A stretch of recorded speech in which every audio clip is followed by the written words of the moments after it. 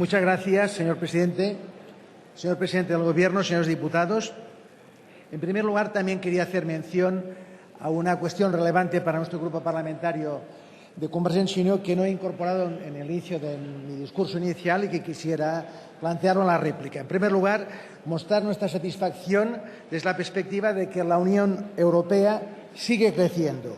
Y desde esta posición nosotros, desde Convergencia y Unió, quisiéramos sumarnos también a la bienvenida que ha dado el Consejo del pasado fin de semana a la incorporación de Croacia, lo cual demuestra que los diferentes Estados, por pequeños que puedan ser, también tienen capacidad para adherirse a la Unión Europea si tienen voluntad de hacerlo.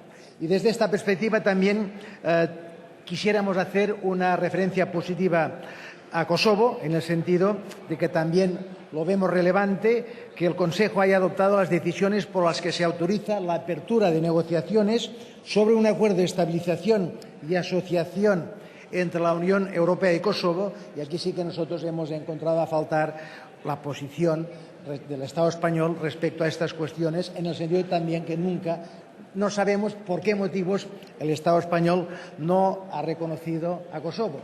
No sabemos los motivos que ha llevado al PP a no reconocerlo. Sí sabemos los motivos que llevó al Partido Socialista cuando gobernaba a no reconocerlo, y nosotros entendemos que probablemente sean cuestiones internacionales, no sean cuestiones internacionales, sino que obedece a cuestiones internas de la política española.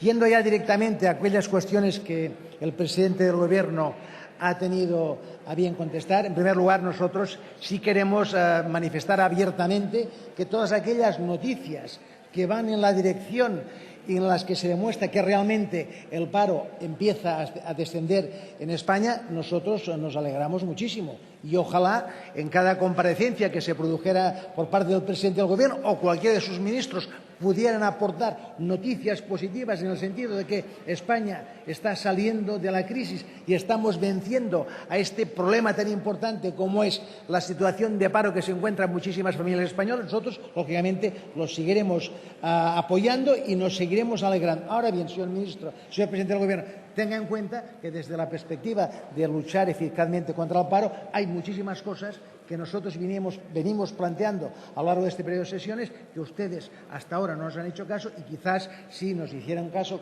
como por ejemplo en plantear una lucha eficaz a favor de la creación de empleo y en contra del paro, para que también estas bonificaciones y todas aquellas cuestiones relevantes puedan también plantearse para mayores de 30 años, seguramente seríamos todavía más eficaces. Y si también fuéramos capaces de implementar cuestiones básicas e importantes para luchar contra todas aquellas personas que están en paro, que tienen más de 50 años, y soluciones las tenemos, también seríamos eficaces dentro de un sector de la población española que realmente está muy necesitada. Otra cuestión importante, señor presidente del Gobierno, el cumplimiento de la Ley de Estabilidad Presupuestaria. Nosotros nos hemos alegrado porque España ha conseguido una flexibilización del déficit para el año 2013 y para el año 2014. Ahora bien, nos hemos quejado desde esta perspectiva en el sentido de que el Gobierno, la misma medicina que aplica para el Gobierno, para el Estado español, para el Gobierno, no lo aplica para las comunidades autónomas. Y yo le he de decir, sinceramente, y esta tarde tendremos ocasión de debatirlo con el ministro de Hacienda y Administraciones Públicas, que el Gobierno no está cumpliendo la Ley de Estabilidad Presupuestaria y no está cumpliendo una serie de disposiciones que están ligadas a la Ley de Estabilidad Presupuestaria, en la cual se reconocen específicamente cuáles son las condiciones y cuáles son los porcentajes por los cuales se distribuye el déficit estructural del Estado, de las comunidades autónomas y de las corporaciones locales. Y ustedes no lo cumplen.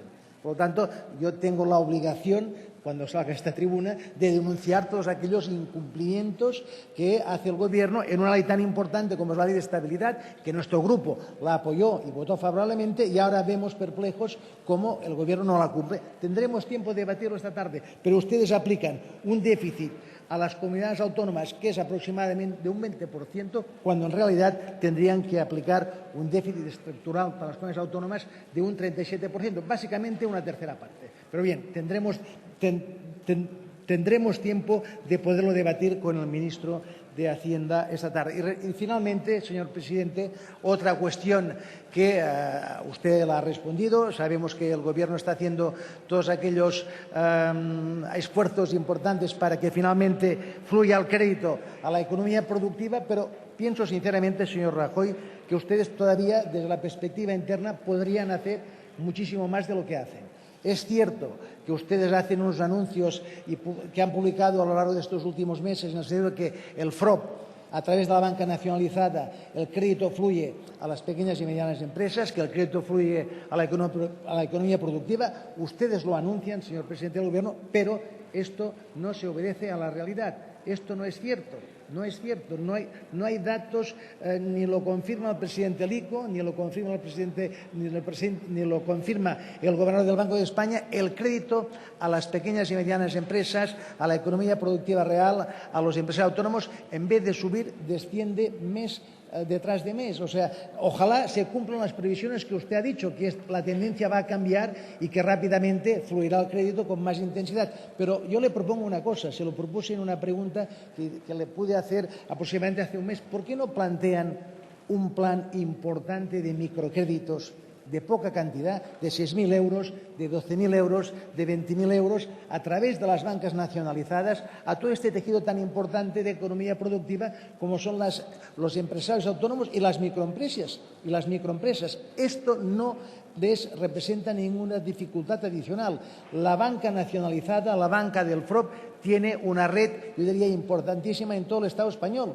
Y plantear